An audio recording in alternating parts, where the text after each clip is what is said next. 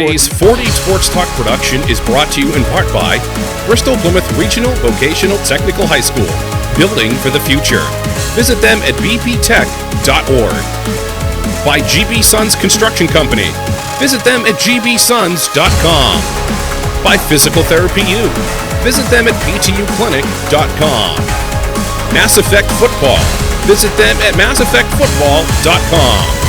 And by Advanced Trailer. Visit them at advancedtrailer.com.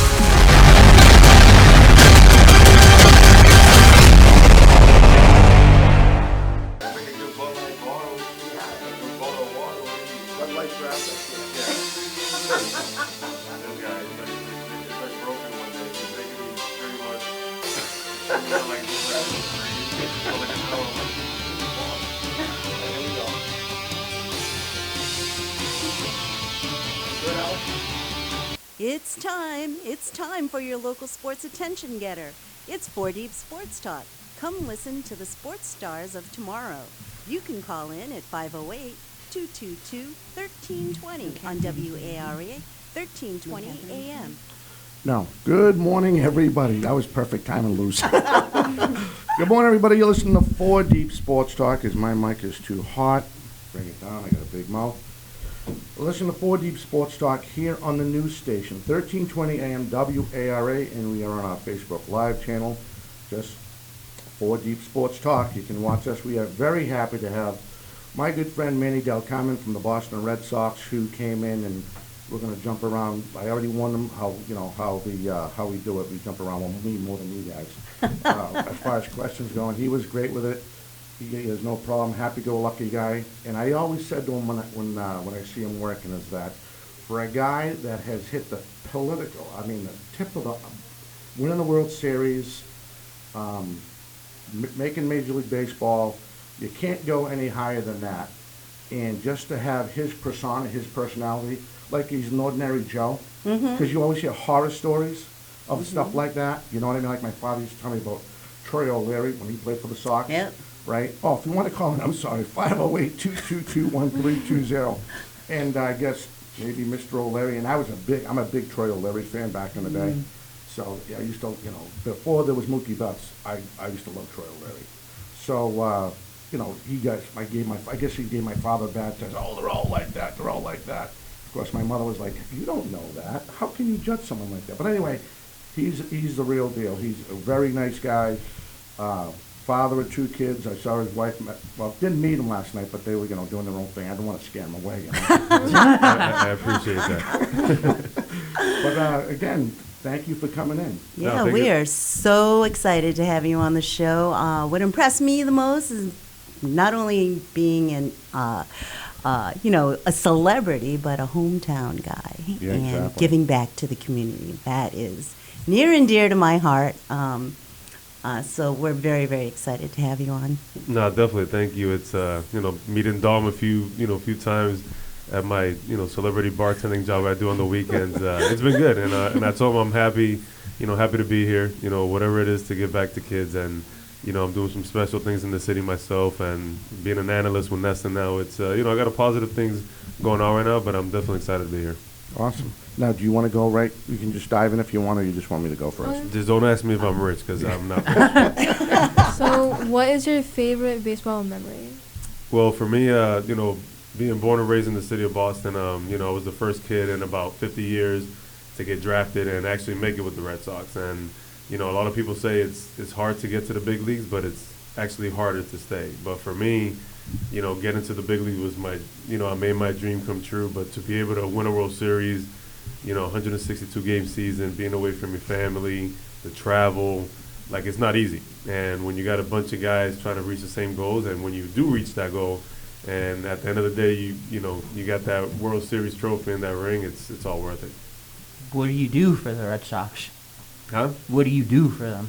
Right now, I'm just recently retired, but when I did play, I was the setup guy. I threw they used to call me the 7th inning fire stopper, because I used to come in with guys on base a lot, and then I don't know if you guys remember, Jonathan Papelbon was our closer, so I was the setup guy. And now being retired, the Red Sox, the organization, have been awesome.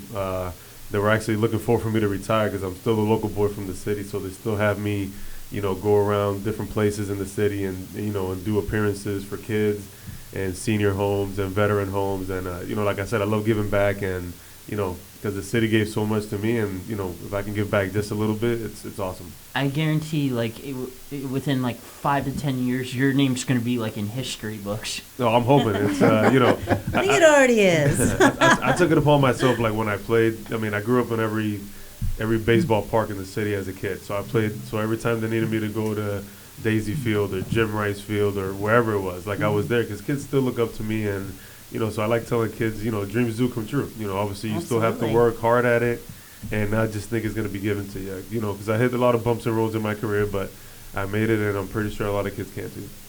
Well, you can dream, but the best part is living the dream. Yeah, of course. Like Dom said, it's to be at the highest level of the game and being there for so long. I mean, I was a guy that threw hard. I mean, I think if I was a pitcher that just threw 90 to 92 miles an hour and not full effort at 100 all the time, your career might last a little bit longer. But I have no regrets. I left everything on the field, and I'm happy to be home with the family, watching my son plays.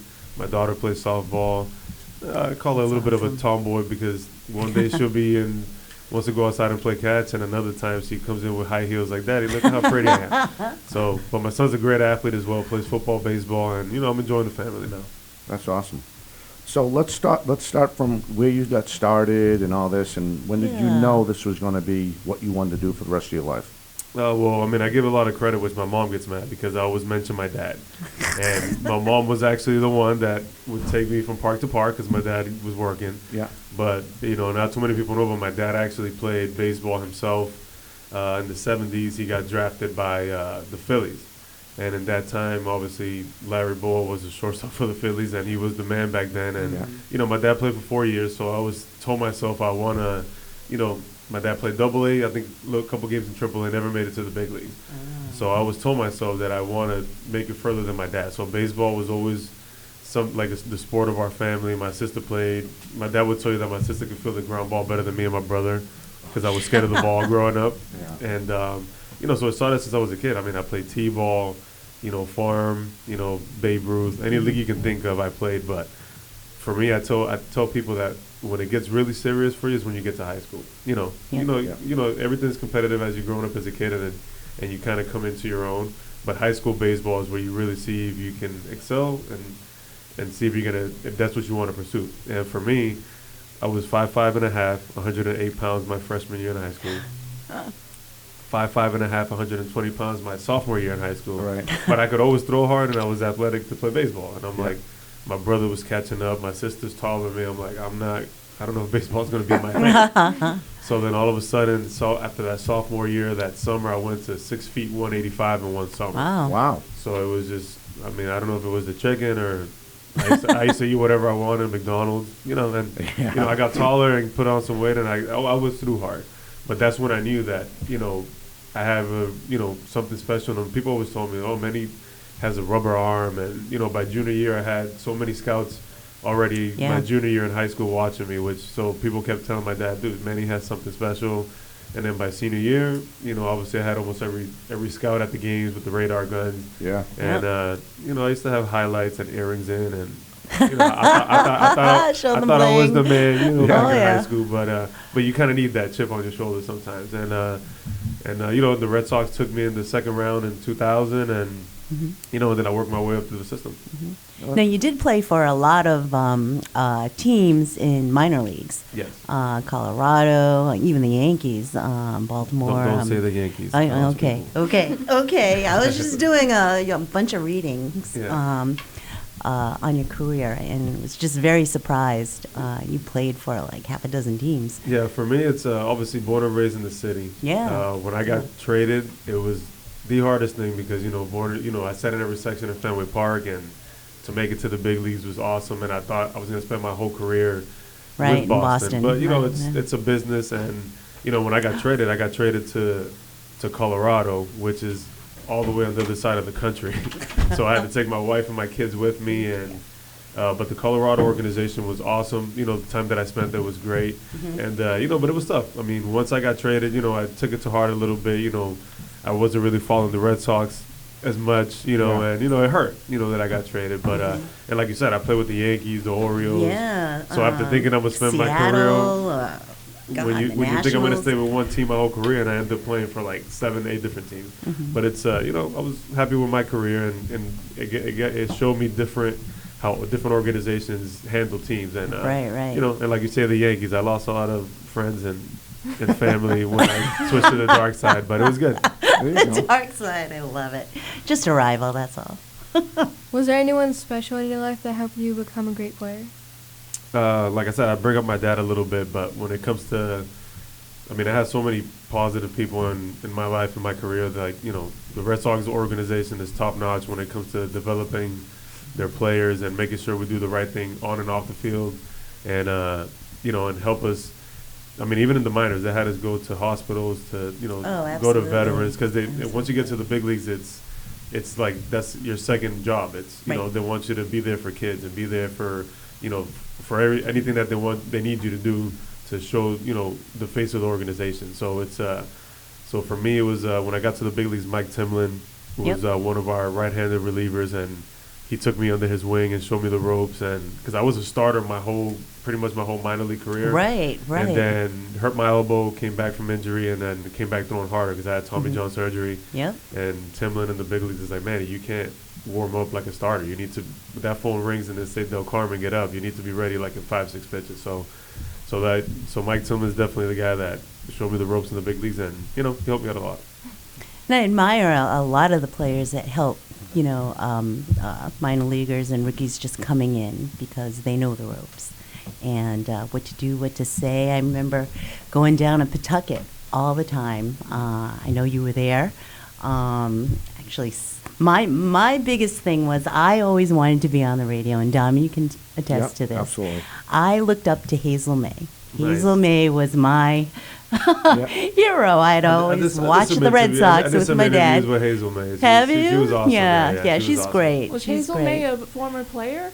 No, she was a No, broadcaster. she was a for nothing. broadcaster. Oh, a broadcaster. Yeah. Oh, Yeah, wow. yeah, Asian. She's beautiful. I agree. I'm going to plead the fifth because my wife hopefully is not listening. So.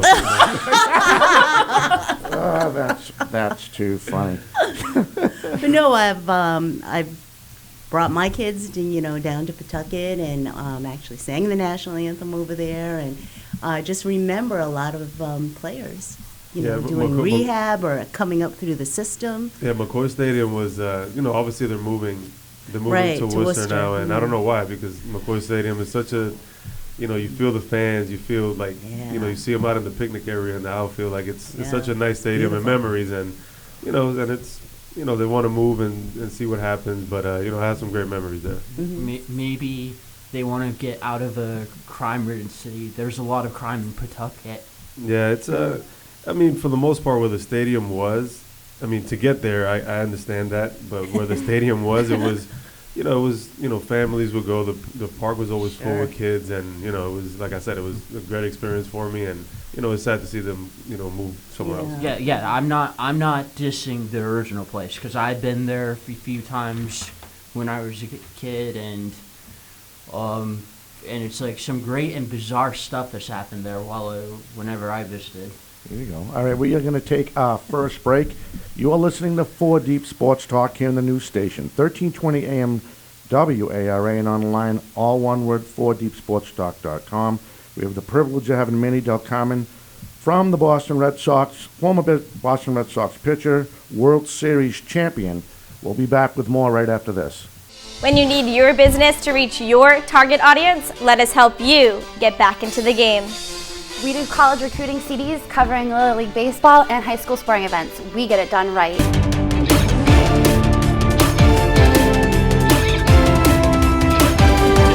Of the game, the Trojans 60. Is end. Savior 1-3 for bowling. Hits. Shoot, scores! McCormick scores again on the rebound.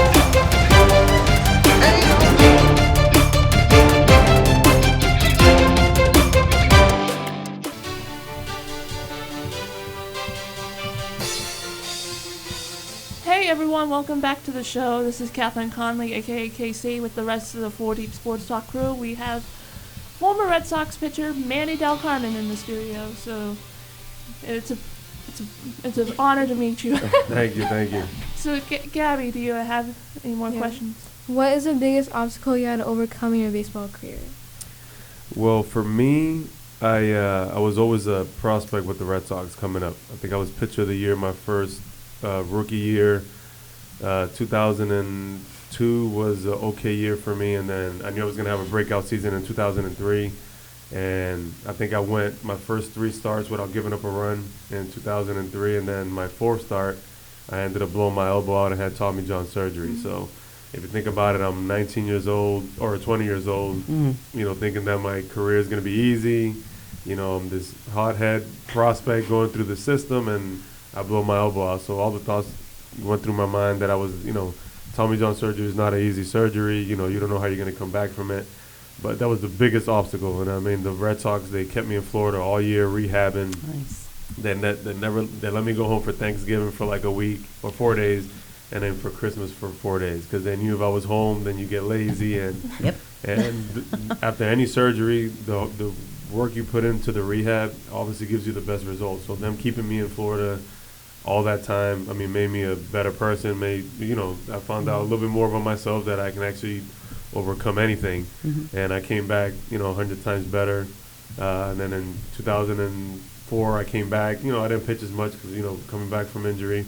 And then 05, I went to AA, and I made my big league debut in 05. So it's, it was a big obstacle, but, it was good. Coming back from surgery, I saw reports that your velocity picked up.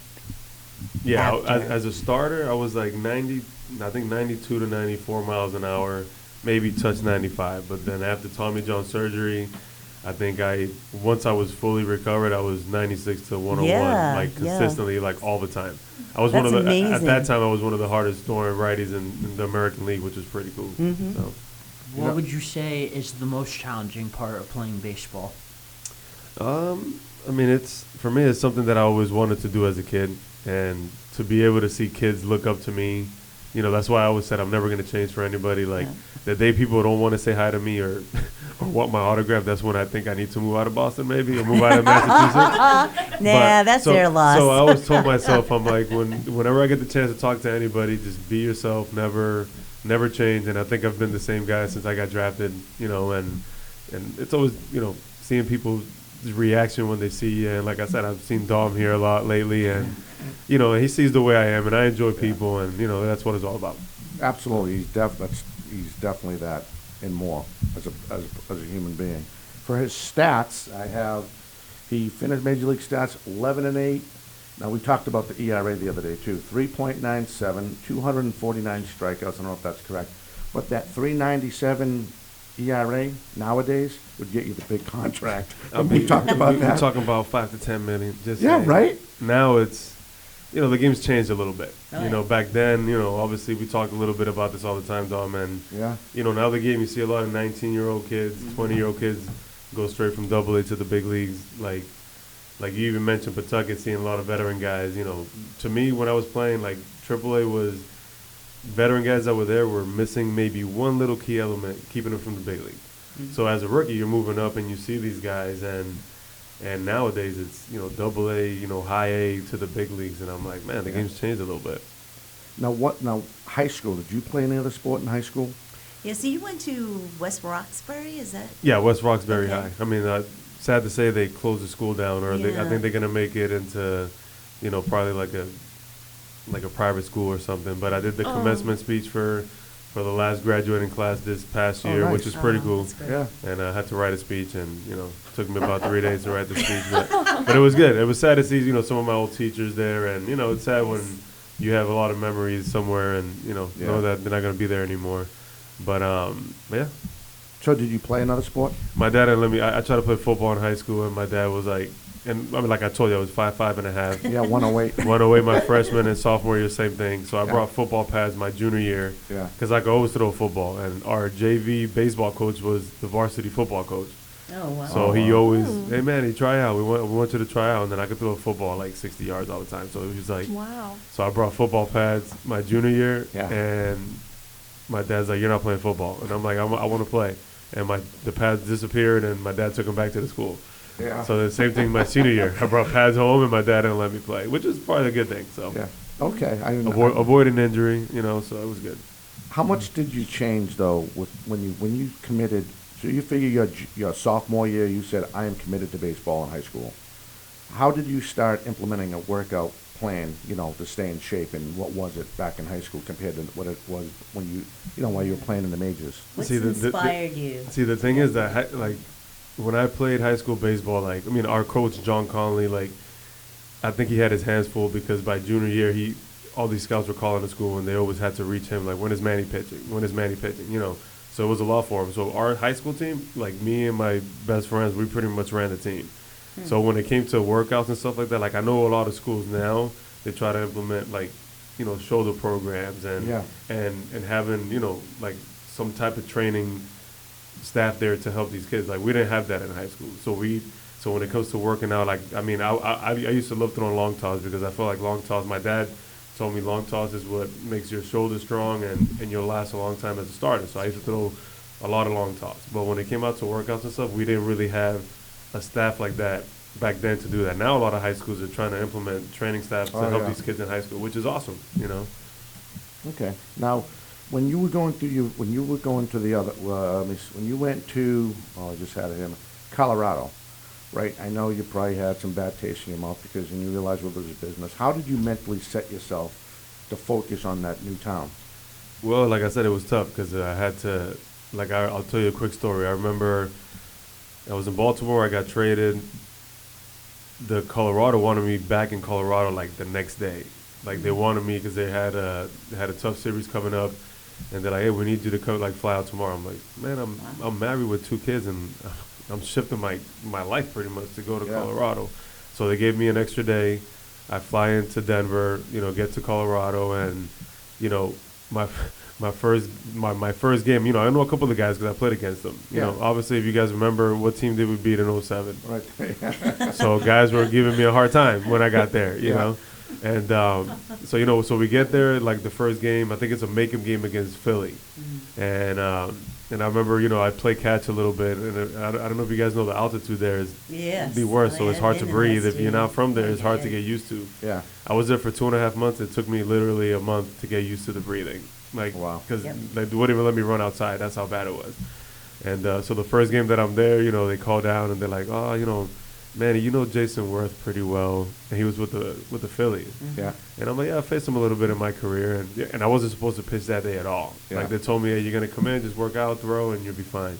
Sure enough, the game's on the line, and they called out to the bullpen. They're like, Manny, how do you feel? And I'm like, what do you mean, how do I feel?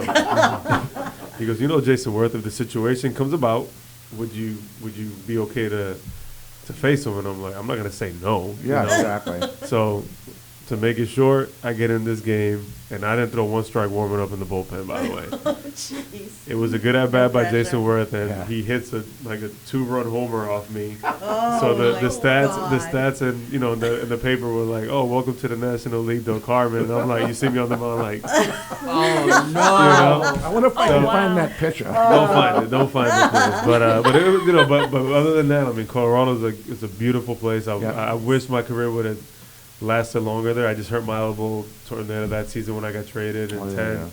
And then it took me, like you said, I went through a lot of different teams trying to get back and never got a chance to get back. But, I'm happy that I walked away when I wanted, and, it was a good career. Now, besides what you went through, what advice could you give somebody to get ready? I'll stay with high school because that's what we do most of the time anyway. What advice could you give a young kid? Like you talked about how they have all these new programs for kids, and I see it even at the Votech school. But someone that wants to commit to pitching and really make, let's say he throws in the high 80s and he has a chance maybe to throw, eventually get there. What advice could you give a young player with that possible potential? I mean, for me, is I keep bringing up that I had a lot of positive people in my life. Yeah.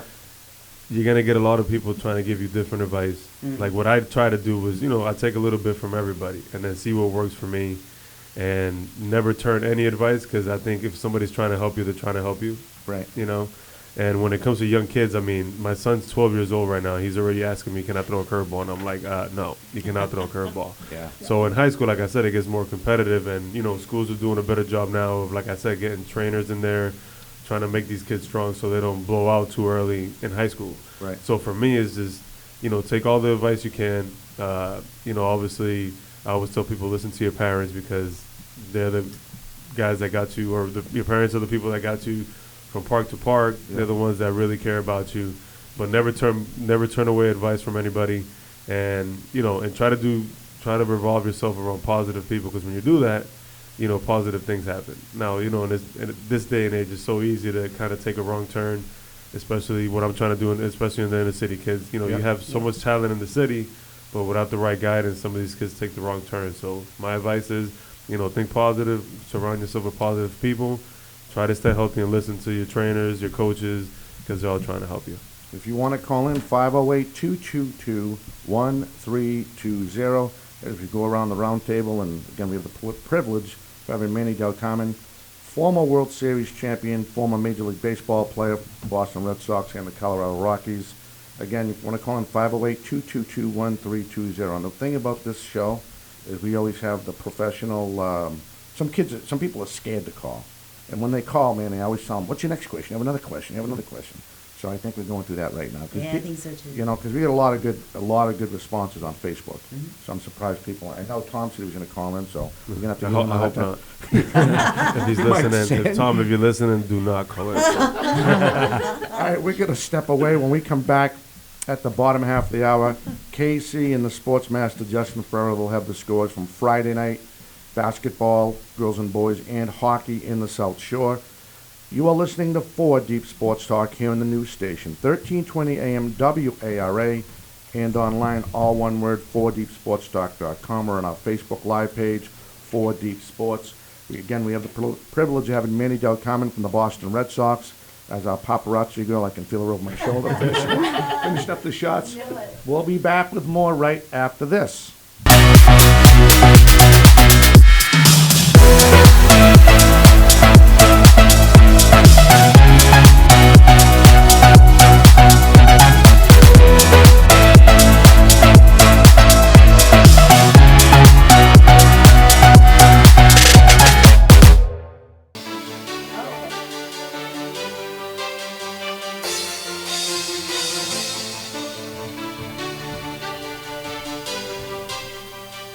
You're listening to 4 Sports Talk right here on 1320 AM radio, and you can call in at 508-222-1320. And don't forget, we are streaming live on our Facebook channel, 4 Sports Talk, all one word. And here comes Justin and Casey with the scores. All right, so before we do, let's just take this call, then we'll go right over. Sorry about that, Gab. We just got a call. Hi, you're first on 4 Deep Sports Talk with Manny Delcarmen. Hey, what's up? I know Manny said not to call in, but... Oh, no. Is this Tom? What's up, buddy? How you doing? Doing good. The question I had for Mr. Delcarmen is, obviously, as a pro athlete, it seems like oftentimes people don't realize sort of the stuff you guys do, on your own time, like, with Manny, bringing the World Series trophies to, the VA, doing things for the Jimmy Fund, visiting with patients and all that. What does it mean for you guys to be able, do that stuff, give back to the community, and, help bring smiles to people's faces and all that? That's what it's all about to me. And like I said earlier, the Red Sox organization prepared us, to learn how to react like that, when we get to the big leagues. But a lot of the credit goes to them because we practice that in the minors. And for me, I mean, when I bring those trophies and my ring, and just seeing smiles on veterans, that a lot of guys or people don't get to see the trophies and or experience a day at Fenway and stuff like that. So when we take the time to go see, or wherever it is that we go, just to see their faces and their smiles, I mean, it fills my heart up like every time I go out, and that's what it's all about, buddy. All right, Tommy, thank you. Who are you covering today? Who am I covering today? I'll be at the Quincy basketball game. Against Weymouth, right? Just make sure you don't sing TKO for them, and you'll be good. All right, brother, be good. Peace up. All right, you got it. Tom Joyce checking in from 4 Deep Sports Talk. He'll give us the North Quincy Weymouth score. So now, we got another call? Someone else calling in? Nope, I thought I saw a flash. look it up. I thought I saw Flash too. Yeah, I probably did. My glasses. Well, that being said, we'll hand it over to Sportsmaster Justin Ferrer and Casey, and they will give you a rundown of the scores from yesterday. Okay, so we're starting in the boys basketball. In the Bay State Division, Milton 64, Natick 63, Wesley 65, Walpole 35, Birmingham 52, Braintree 45, Brookline 78, Weymouth 56, Barnes. Now moving on to the Cape and Islands, Barnstable 56, Marshfield 54, Plymouth North 54, Sandwich 51, Upper Cape 66, Sturgis East 53, Sturgis West 60, River Christian 38, Dennis 77, Pembroke 45, Falmouth 50, Silver Lake 46. In the Catholic Conference, BCI 73, St. John's Prep 52, Magdalen Catholic 56, Xavier 55. In the Eastern Athletic Division, Bishop Freeham 61, Bishop Stang 52. In the Greater Boston Division, Everett 68, Glen Classical 53. In the Hammock Division, Attleboro 61, Oliver Ames 52, Franklin 63, Mansfield 45, King Philip 62, Taunton 73, Staunton 61, Canton 42, Ilford 61, Foxborough 37, North Attleboro 46, Sharon 37. In the Patriot Division, Plymouth North 54, Sandwich 51, Hingham 69, Brighton 62, Dennis Yarmouth 77, Pembroke 45, Situate 75, Plymouth South 43, Rockland 61, Duxbury 53, Almouth 50, Silver Lake 46, South Coast from at Brickley 88, Greater New Bedford 64, Day and Rehoboth 65, Aponquet 57, Old Rochester 65, East 39.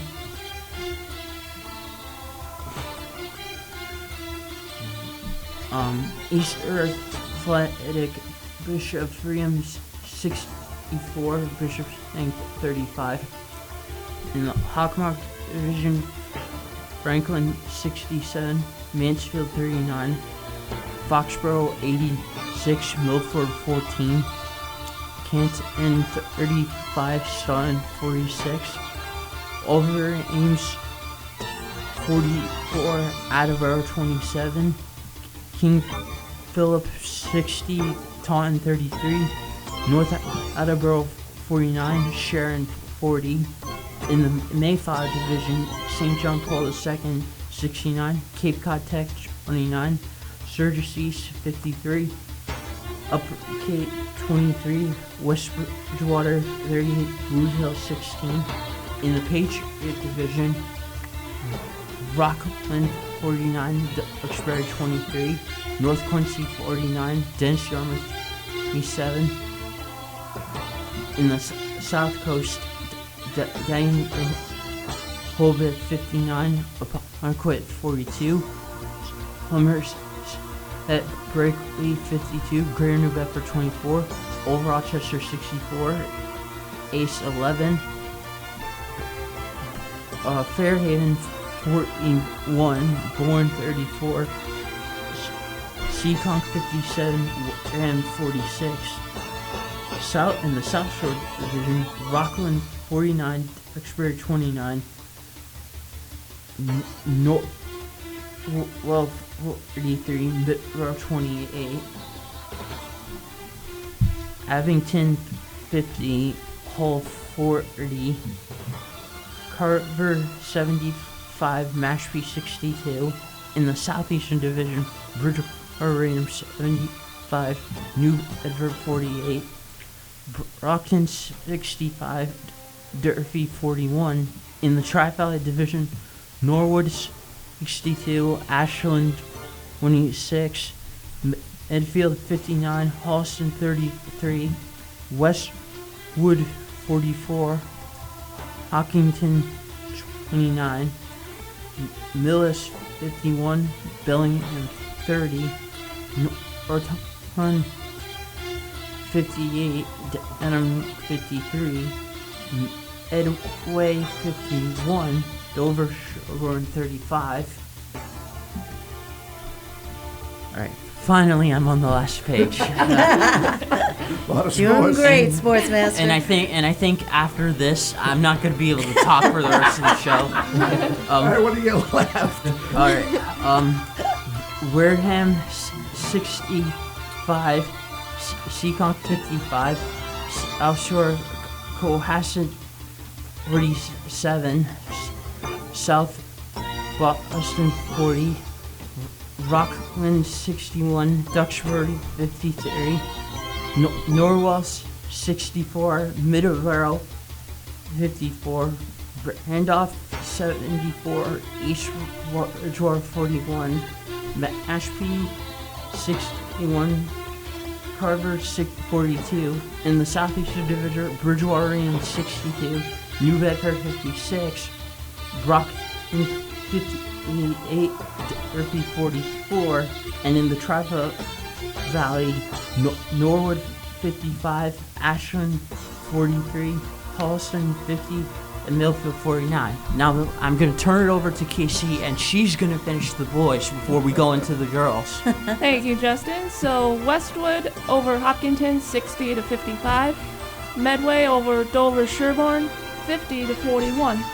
And to the girls basketball in the Bay State League, Natick over Milton, 56-18. Walpole over Wellesley, 58-30.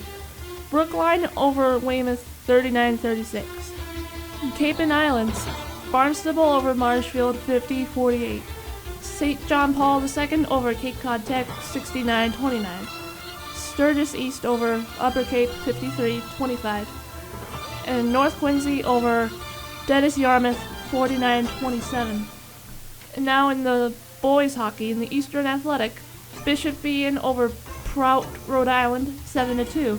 In the Patriot League, Plymouth North over Quincy, 4-1.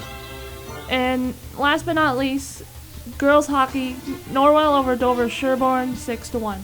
There you go. Great job. The Sportsmaster's going to ask for a contract increase. He actually had to step out of the room there to get some water. Yeah, he did.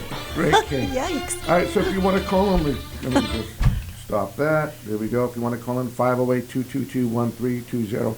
Great job, Sportsmaster. If you're listening on Alexa, he's awesome. I cannot stand the sound of my voice. You're fine. Oh, You're yeah. fine. Trust me. Yeah, you guys did a great job. Thank you. Awesome. All right, so now we're going to turn it over. We're actually going to jump on this right now, and then, of course, we'll take our last break in a couple minutes. So we're talking about the Boston Athletic Academy that you and a friend and someone that probably grew up in the inner city with you that has the same beliefs you have about giving back to the community. And you touched about that a little bit on the pro side, but now you're a civilian, and you never forget where you grew up. Of course, it's well, you mentioned is my buddy. He's my best friend. I'll say my partner in crime. I mean, our parents knew each other before we were born, so you know he's pretty much like me, you know. But he works at Massasoit College. His name's Jose Diaz. He works at Missions. He does a lot for the city as well. He works with kids. He tries to recruit kids. And for us, we've been trying to do this for the last, I'll say 8 to 10 years. You know, obviously, it just didn't happen. But now we're so close. You know, I have the city of Boston behind me, Marty Walsh, the Red Sox Foundation. We have a lot of people really excited about what we're trying to do in the city. And like I said, you know, a city that gave me so much as a kid, you know, I want to give back. And like you said, it's called the Boston Athletic Academy. It's going to be more academics than baseball. I want to say because the inner city needs it, and these kids need the guidance of, when they get to senior year, they're lost. It's, and when it comes to baseball, there's a lot of talent and it gets lost. But for me, I just want to send kids to college, make sure that we give them a lot of different, not only baseball, but a lot of different career choices, like, whether it's trades, our program is going to have after-school programs, mentors, tutors, whatever these kids need to get them to senior year and get them to college. All right, with that, we'll come back on that same topic. We'll step away, take our last break. You are listening to 4 Deep Sports Talk here on the news station, 1320 AM WARA, and online, all one word, 4deepsportstalk.com, and on our Facebook page live, 4 Deep Sports Talk. We have the privilege of having Manny Delcarmen, World Series champion from the Boston Red Sox. We'll be back with more right after this. When you need your business to reach your target audience, let us help you get back into the game. We do college recruiting CDs covering Little League baseball and high school sporting events. We get it done right.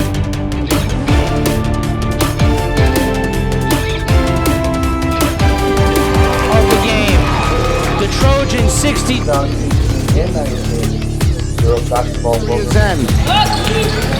Save your 1-3 for bowling. Hits! Shoot, scores! McCormick scores again on the rebound.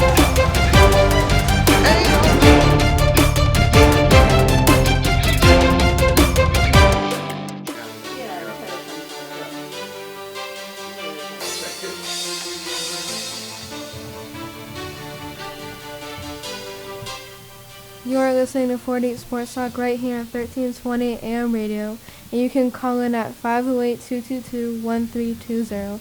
And don't forget, we are streaming live on our Facebook channel, 4 Deep Sports Talk, all one word. All right, so you want to go? Yeah, I just had a little question for Manny. Okay. I am a fan of Terry Francona, and just wanted to know what he has meant to you during your career. Tito was, he always explained himself or expressed himself as a, open door policy, like his door is always open. I mean, the teams that he put together the time he was in Boston was awesome, and for me to be able to be, part of that, and the guy that came out of that bullpen for him whenever he needed me, I never said I couldn't go. He's, he's definitely one of the, better managers the Red Sox, had, and, I think it's, they get a lot of credit, but obviously, with the team that he had throughout the years, it was, I think it made it a little easy for him. Yeah. But he was definitely like an open door policy guy, and, he's definitely one of the best. Excellent. I'm just firing up the Boston Athletic Academy here. And we have it on, we have it ready to go, Alex? The slide for the Boston Athletic Academy? He's not listening to me. Alex. Oh, we got it up and we got it up? Yeah, I think he's trying to ignore you. I hear it. Well, it wouldn't be the first time. So it's all one word, it's all one word, BostonAthleticAcademy.org, and you can check out, it's a very easy page to follow, from the fundraising, the photo galleries, all their supporters, if you want to donate. So basically, it's not, you're thinking more academics, and not giving up these kids with the possibility with athletic prowess, I guess, the ability to play football, baseball, whatever, right? Well, the thing is, the building it's high ceiling. It's dropping nets, the turfing. That's the easy part. Yeah. We're gonna have classrooms there. We're gonna have computers. So our initial goal is, if kids come to us, it's gonna be like a facility as well, where if your kids want to come to us and take pitching lessons, I'll do that as well. But I want to really emphasize kids when they get into high school freshman year. Yeah. They come to our program. They bring me their report cards. They need help in math. We got a tutor. They need help with science, whatever it is. Awesome. We're gonna have volunteers from colleges, because my best friend Jose knows guys that really want to help us and tutor these kids. So like I said, every time they bring me their report card, they need help. We help them. We're gonna have computers, after school programs. I actually want to sit down and hit the parents as well, because they're in the city. It's a lot of money to send kids to college. Absolutely. And that's one of the biggest reasons, kids get to senior year and they're like, oh, I don't have the money to go to college. So you see them not pursuing their dreams or their goals or whatever it may be. So I want to, educate the parents as well and say, listen, there's financial aid. The city's going to give me scholarships. I'm not going to tell you and lie to you, and I'm not going to say not lie to you and tell you that your kid's going to make it to the big leagues, because I'm teaching them baseball. I'm going to make them the best player I can make them, or create the best player I can create.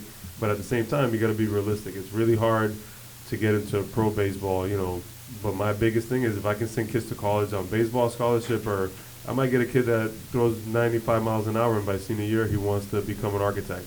Right. I still want to push him and get him that scholarship to go to whatever school he wants to go to. And that's our biggest thing, and I think the inner city really needs that. Now, are you also going to open it up for like some of these captain's practices for baseball? If teams want to use your facility to warm up, is that going to be? Yeah, and that's the thing. It's going to work like a facility as well. But like I said, my biggest priority is going to be more academics when it comes to kids in high school. Yeah. So now, let's say you have a team, let's say I'll just say Brockton, that you want to rent the facility at a certain hour.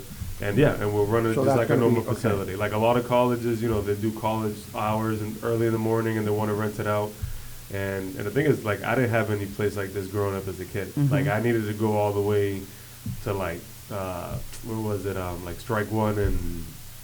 Is that Foxborough down the south? I went to Foxborough one time. Like, there was nothing ever in the city that kids can literally take a bus and get to. Like, the location is close to Forest Hills. They can take the T, they can take the train, they can take the commuter rail. It's right off the freeway. Like, it's a perfect location for what we're trying to do, and it's going to benefit the city. It's going to help the city a lot. Maybe I'm thinking Quincy. Maybe it's in Quincy, right outside the city. I mean, now you see a few. Yeah. But when I was coming up, we didn't have places that I can go and stay off the streets and go play baseball and continue, like I keep saying, staying with positive people. Yeah. Like, all my friends always wanted to play baseball, so I stuck myself with those kids. And whether it was bowling, I grew up playing candlepin bowling. My parents played, and anything that could keep us busy and keep me off the streets. Yeah. The only time I was on the streets, I was playing stickball. Yeah, you don't that's see fun. stickball in the city. Well, you're a competitor by heart, so No, it's but like that's my next thing that I wanted to say. Like you have the Boston Red Sox that pretty much win seems like every 2 years. Yeah. And when I was growing up, I was swinging a broomstick, hitting like bottle caps and playing stickball, but you don't see that in the city anymore. Yeah. That's I want to try to bring that back to the city. Like, there's so many little league parks that you see grass growing in the infield that they don't use, and they're not utilized. And I want to change that. I want the Red Sox win every 2 years. Like, how are kids losing interest in baseball in the city when you have the Boston Red Sox? And because as a kid, that's all I wanted to do. I would live, breathe, and die baseball, and I want kids to get that fire back, having the Boston Red Sox in the city of Boston. And what a way to give back also. Tell us about your charity, Manny Strikes for School. Yeah, that one I did Manny Strikes for School when I still played back in the day with the Sox, and it was the same concept. I raised money for the for the BPS schools, because they always felt like they needed money, whether it was for books for the library or computers, and I would give a little bit for sports. But I raised, and I never overcharged the fans because I know it's hard to, some of these charities that guys through, like other players, they charge a lot of money, and you get a lot of money in return. But I wanted everybody to have a chance to make my charity, and I would raise 60,000, opposed to 300 from like other charities.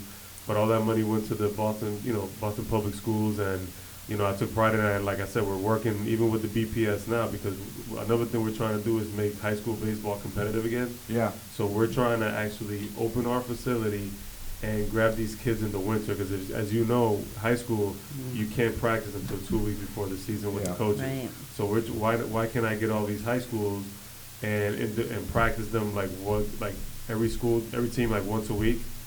Practice them, work with the pitchers, and then have like a winter league, because you can open up all the nets and throw live. Oh, that's true. Yeah. So now when baseball season does start for high school, these kids are more than ready, opposed to having 2 weeks before the season, and then and then we can have maybe some potential college coaches come check these kids out and like in our facility. Like it's a lot of moving parts, but it is a lot. It's going to benefit the city if we can get actually high school baseball competitive and have these kids working out of our facility.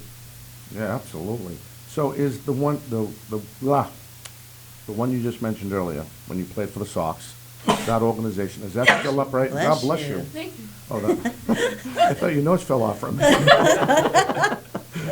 Is that still up and running, the one that she mentioned earlier? Well, that one I ran when I was still pitching with the Red Sox, Yeah. and once I got traded, it hurt me. Yeah. I kind of stopped doing it, but all this that we're doing now, it all ties up back to it, because it's going right back to the Boston public and the inner city and stuff that I felt like I brushed off because I got traded and I was hurt a little bit. Well, sure. But my buddy Jose, best friend, he's like, dude, you need to get back on the map. Like, the city They love you. Yeah. You're from all of us. You're the one that actually made it. Right. And we look up to you. That's so, right. So anything that I can do now to get back into all that. Like I said, I got Marty Walsh, the mayor of Boston, the Red Sox Foundation. A lot of people are excited about this, and obviously we got to just keep pushing, and hopefully we'll be open for 2020. So where is this location? I don't know if you actually mentioned that. The location's in Hyde Park. I mean, I lived in Hyde Park through high school. Went to West Foxbury, but lived in Hyde Park. My best friend Jose Diaz also grew up in Hyde Park as well, and it's kind of like in the center of, like, you can get Dorchester, Mattapan, Dedham. You can get Hyde everywhere. Right off Route 1, right? Something like that. It's right off the highway, so it's like right off like 93. You get off like 2B toward like the what's that mountain called there? Blue Hills? Blue Hills. Yeah. Right off of Blue Hills, you keep wrapping around going to Hyde Park, and that road actually kind of almost throws you right to the facility. It's high ceilings. It's going to be great, and we're excited. How much square feet is it? I'm just curious. It's almost 20,000 square feet. Wow. That's a big facility. But the thing is, it's big, and right now we just want to do baseball. But eventually, there's other sections to the building that we didn't want to think too big, too fast. So we want to do baseball academics first, and then there's another side that you can actually do basketball. It's high enough for basketball. Another section that we can drop more turfing for soccer, and the city loves any complex that you can involve other sports. Yeah. It's really good. So the city's going to do, I think they're going to be really big for us. That's pretty. So we want to give a quick shout out to where I first met you. And I'll tell you, the story behind that is that Nate took a picture of you and said, "Guess who's bartending here?" And I'm like, "Get out of here." Nate Rollins? Or? Nate Rollins, yeah. And then, of course, Tom was there. Yeah. And they're taking pictures, and they showed a picture of Tom with a straight face, because Tom doesn't smile. Right? And He smiles a little bit sometimes. Yeah, sometimes, but when he's in a picture, oh, he's funny.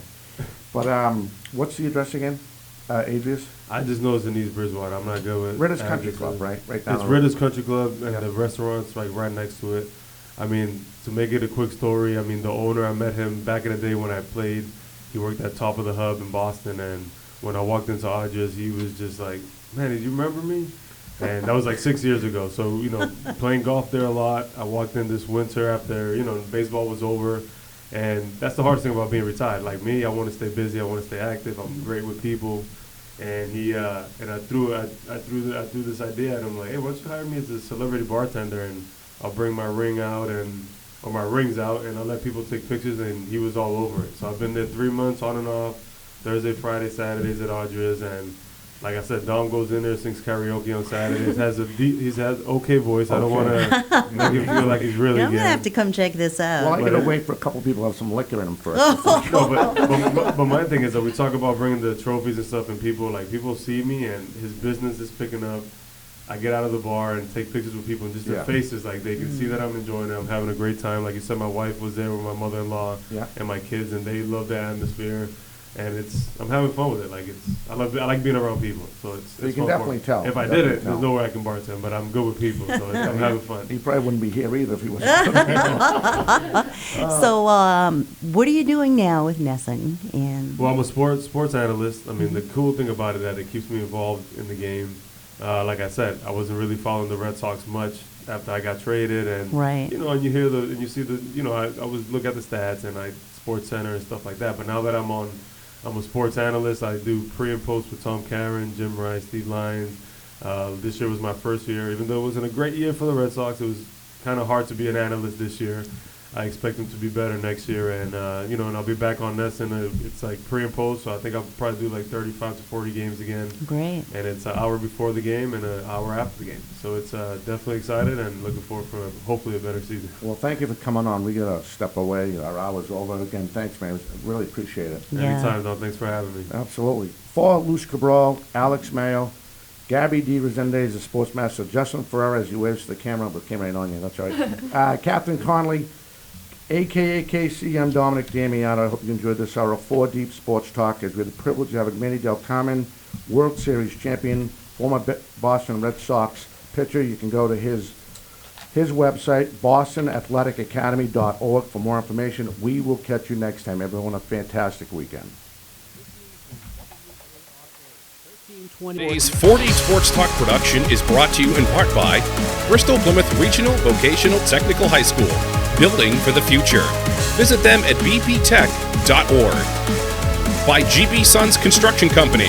Visit them at gbsons.com. By Physical Therapy U. Visit them at ptuclinic.com. Mass Effect Football. Visit them at masseffectfootball.com. And by Advanced Trailer. Visit them at advancedtrailer.com.